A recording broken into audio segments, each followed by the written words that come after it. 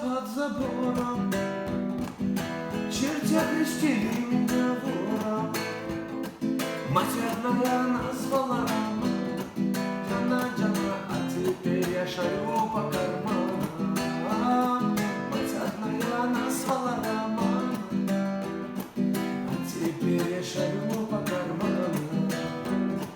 5 yaşımın türmelere düşende, dostlarıma da bakıp mənə güləndə, sevdiğim kız mənə get diyəndə, hərdən ağlı görürəyim ayana, itin kızı mənə atıp alıverəndə, hərdən ağlı görürəyim ayana. Не ты запитали меня неволю, сам себе я выбрал эту долю. А теперь пишу родная, Джана, вот какая доля воровская. А теперь пишу родная, Джана, вот какая doля воровская.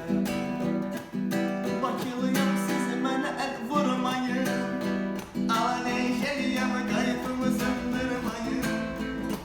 Çəkmirəm siqarı təmbəki, mən çəkirəm tolika baki qaz bəki.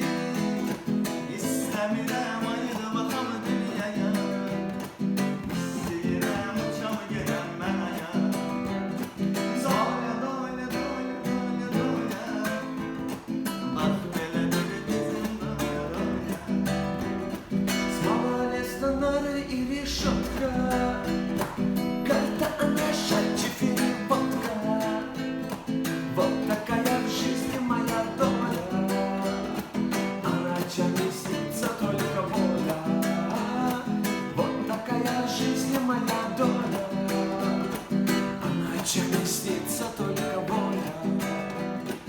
Anama dedim gel alıma bu gelini, sen bilemirsen bu ölmüşün dilini. Aldım onu bəxtim oldu qara, ay qaqaşım bax belədir bizim bu elin ara.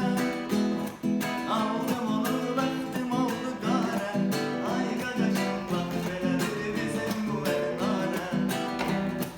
Я в Тбилиси воровал немало, а вот увязала гады. Пишу тебе, родная, вот какая доля воровская. И пишу тебе, родная, вот какая доля воровская. Donuz kızı dedi mənə durə, saf sevmubası ne tutur-turə.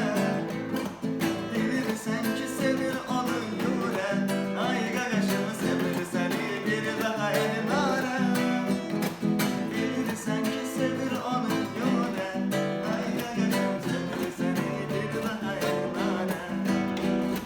Тише, люди, ради Бога, тише. Голуби целуются на крыше. Голубок, голубка обнимает, Джана, и тихонько долю напевает. Голубок, голубка обнимает, Джана, и тихонько долю напевает. Bil qaqaşıq attı mənim başıma, əyildim dəydi böyük qardaşıma. Ay subaylar nə iş gəldi başıma, cırdı üz gözümü bu mənim ara. Ay subaylar nə iş gəldi başıma, cırdı üz gözümü bu mənim ara.